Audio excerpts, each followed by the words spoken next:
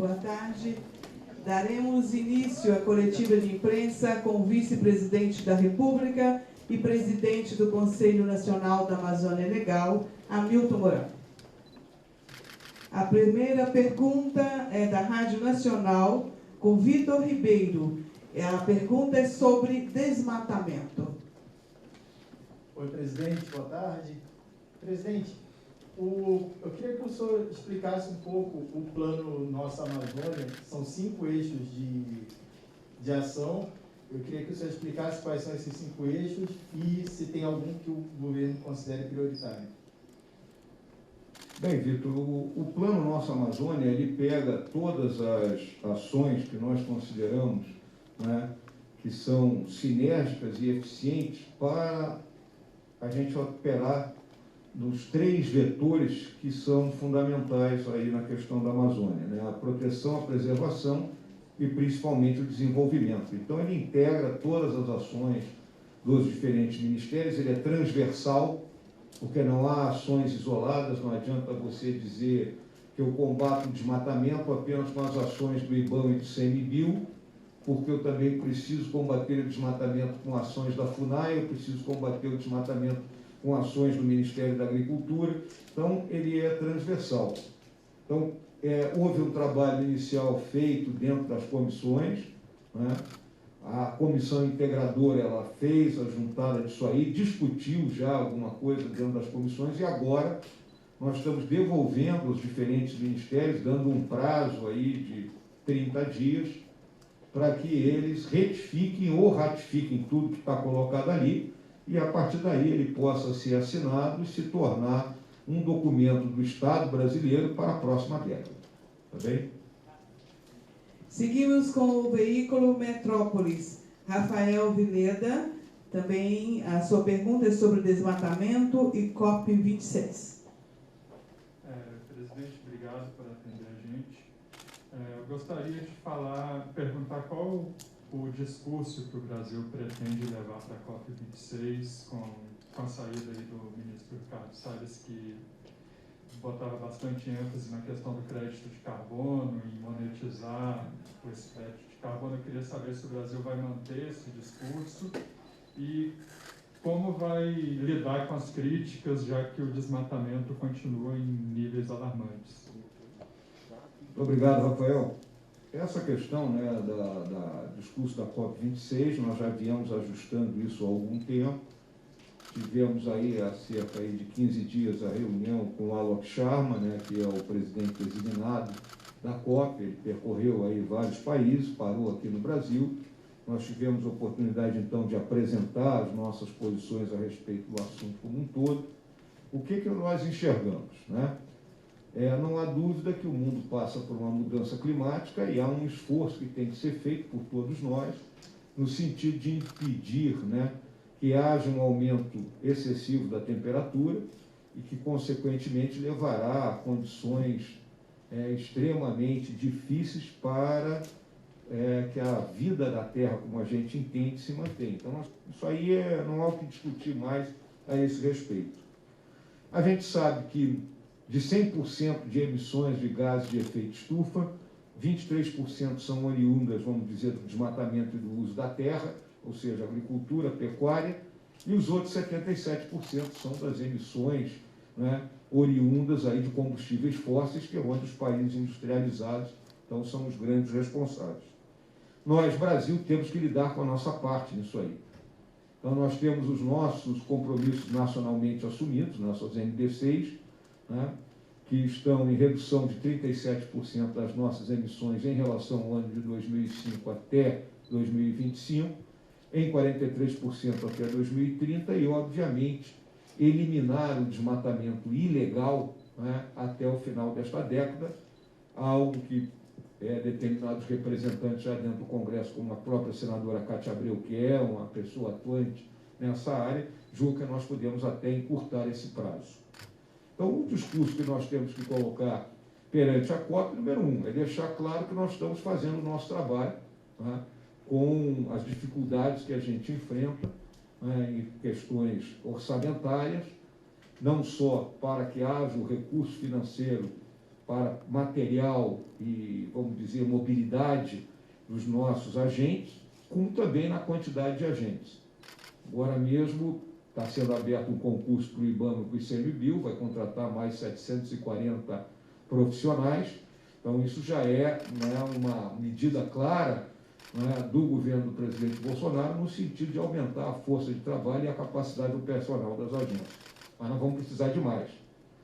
E, obviamente, nós temos que ter uma discussão em termos, vamos dizer, equitativos, e olhar para eles o seguinte: tá bem, o bioma Amazônia compreende 42% do nosso território. Nós temos que manter esse bioma intocado.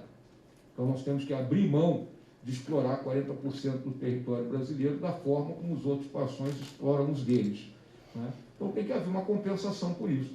Isso é uma discussão que tem que ser colocada, né?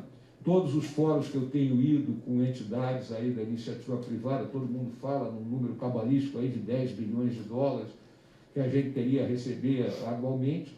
Eu aguardo para que esse número seja efetivamente, né, calculado, mas esse é o ponto da discussão.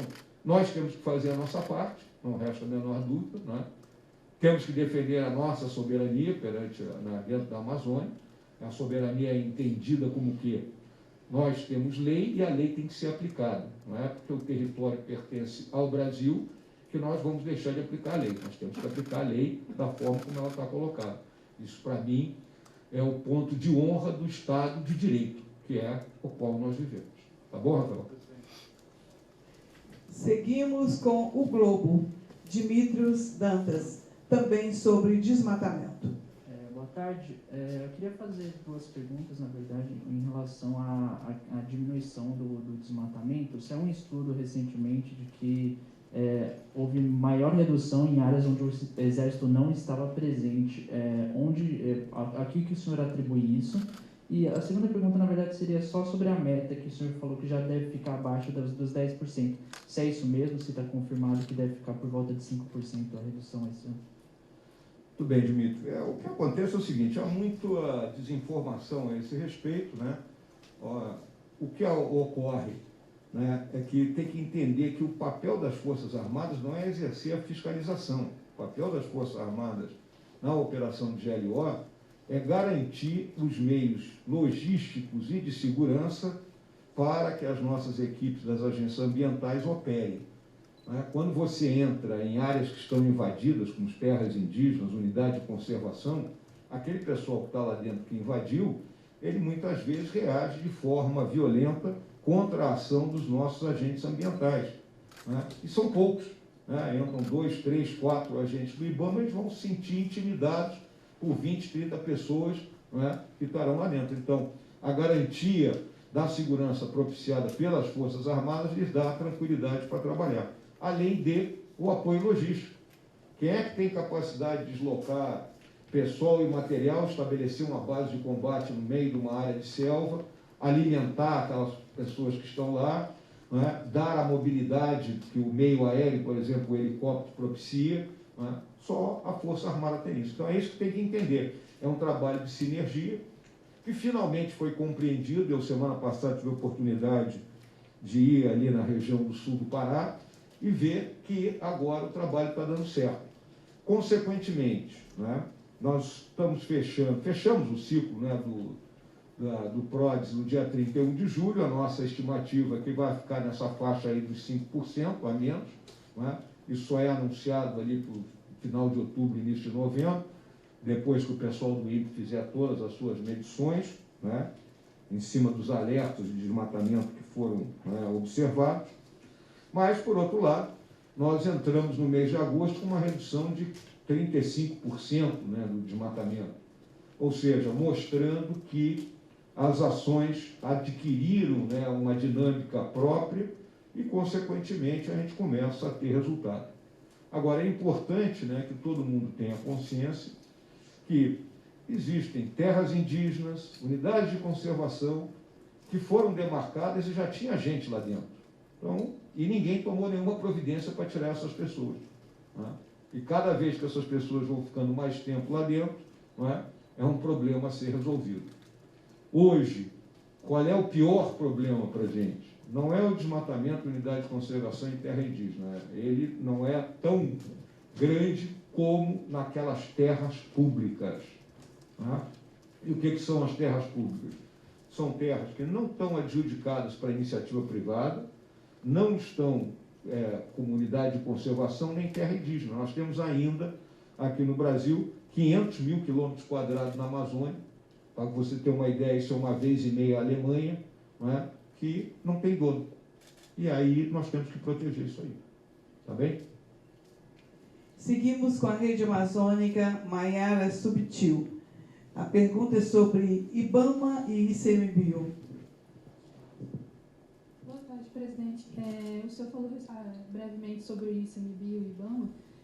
Houve cortes no orçamento, né, logo no começo do ano dessas instituições, e aí veio o Plano Amazônia, claro, com o reforço desses agentes para combater o desmatamento na Amazônia. Com base nisso, né, eu gostaria que o senhor falasse um pouco melhor o que agora está sendo feito para fortalecer, né, essas instituições para combater o desmatamento.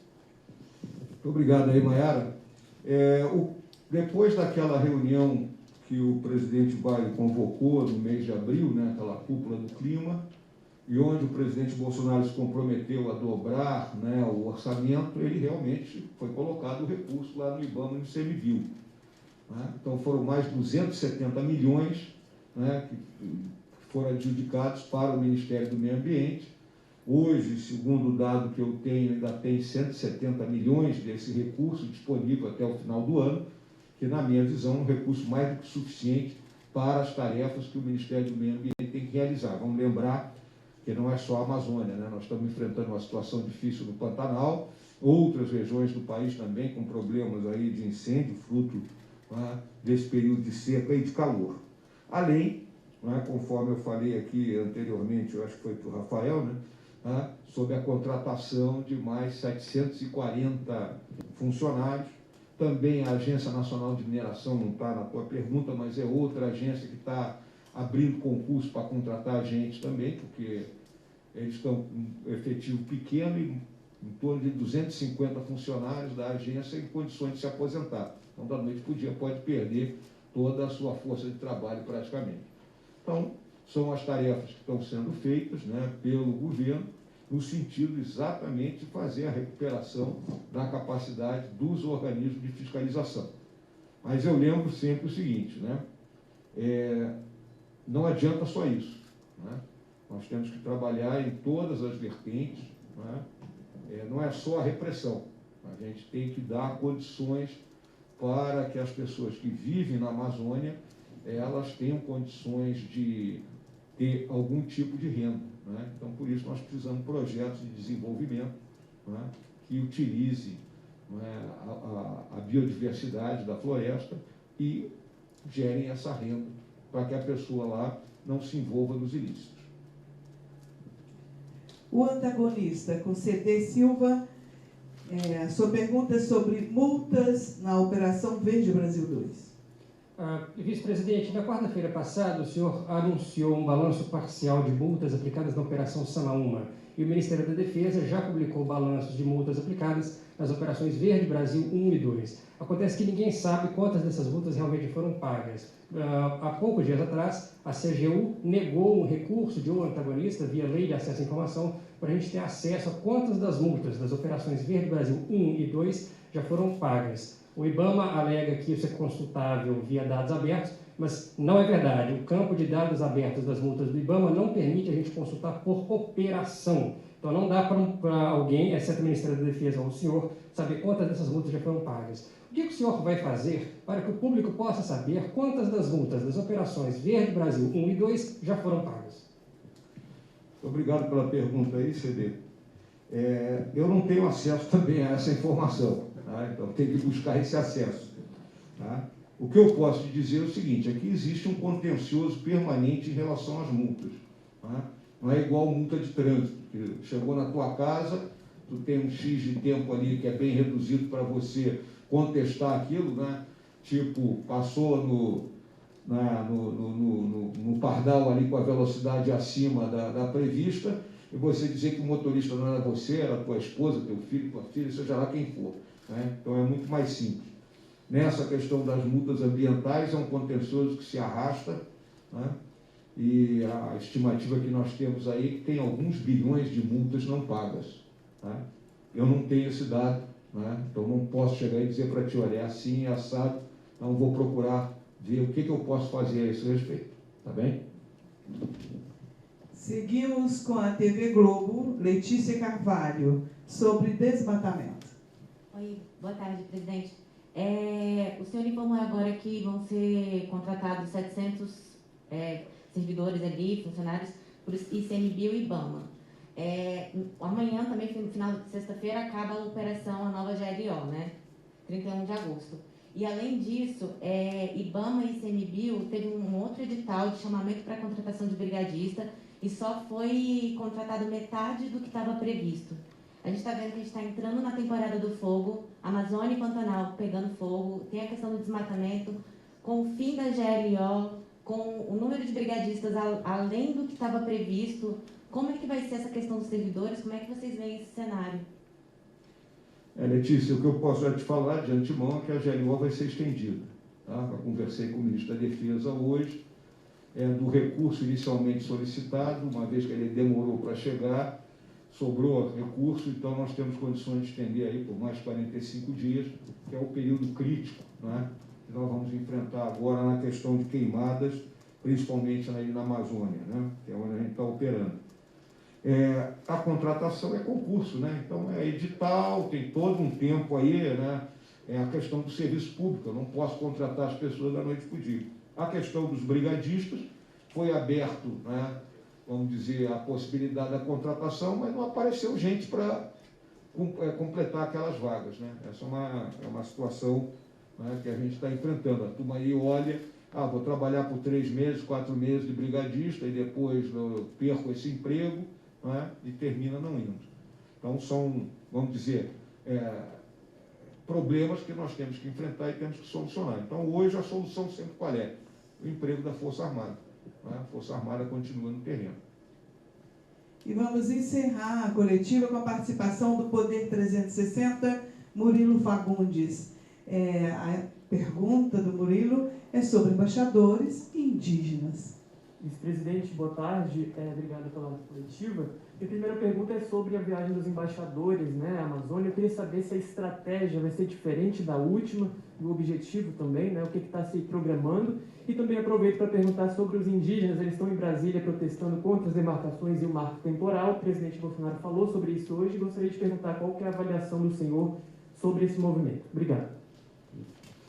Murilo, obrigado aí pela pergunta. Em relação à viagem dos embaixadores, né, ano passado nós levamos embaixadores na Amazônia Ocidental.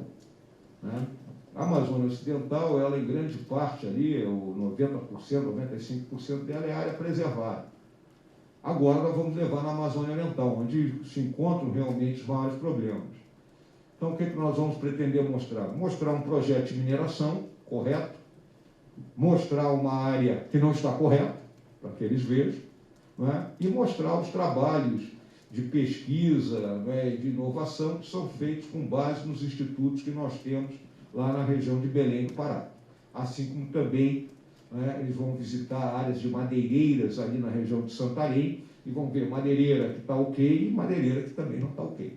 Então eles vão ter condições de avaliar, né, efetivamente olhando no terreno o que acontece e o que deixa de acontecer. Em relação à problemática indígena, né, eu considero que o marco temporal, né, é o que está previsto, né, então é uma discussão que passa por dentro do Congresso, o Congresso é que é o responsável por definir isso aí. Nós temos uma quantidade, nós temos praticamente 13% do nosso território de área indígena, né, isso aí são em torno de mais de 900 mil quilômetros quadrados, né, é uma área enorme, né, dá umas 2,5 vezes a Alemanha, né, para um grupo aí, vamos dizer, de indígenas aldeados, não vou contar o indígena que vive nas grandes cidades, na ordem de 750 mil pessoas. Então, eu acho que é uma área suficiente para as necessidades dos diferentes grupos indígenas. Agora, a decisão compete ao Congresso, né? Então, obviamente, nós estamos vendo a quantidade de indígenas que está aqui em Brasília, nesse período, exercendo o seu direito né, pacífico de fazer a pressão em prol daquilo que eles consideram correto.